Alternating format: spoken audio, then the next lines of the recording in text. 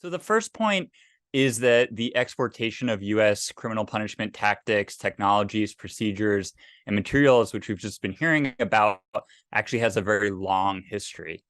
And the second point is that despite this history, its goals and its organizations have changed somewhat over the decades, but they typically do come as goals of reform and modernization.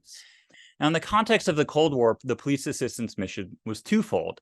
The primary mission was the prevention of communist subversion and revolution, which meant equipping police to crack down on political dissidents, including students, trade unionists, peasant land reformers, and so on. And the second mission, which overlapped or dovetailed with the political purpose, was cracking down on crime, whether smuggling, unauthorized border crossing, narcotics trafficking, or a range of everyday crimes from burglary to homicide.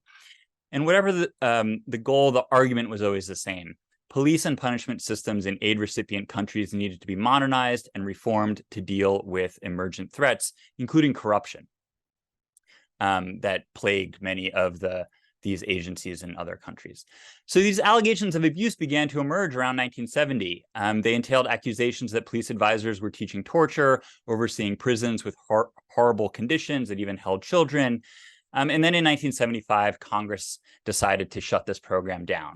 Whereas there was one agency involved in the 1960s doing this police training and assistance, which had centralized oversight, direct links to the White House, today there is no centralized oversight. Many agencies play a role, private contractors involved receiving a huge amount of money to engage in this work, but they're still engaged in a reform and modernization mission, and it's still oftentimes organized around both the control of forms of political radicalism and control of crime. I think instead, as our panelists are going to talk about, we need to question whether the goals of this assistance are appropriate, whether the assistance is achieving its goals, and whether the US actually has the expertise to provide assistance in criminal punishment, considering all of the failures and the size of the contemporary police and prison system in the United States.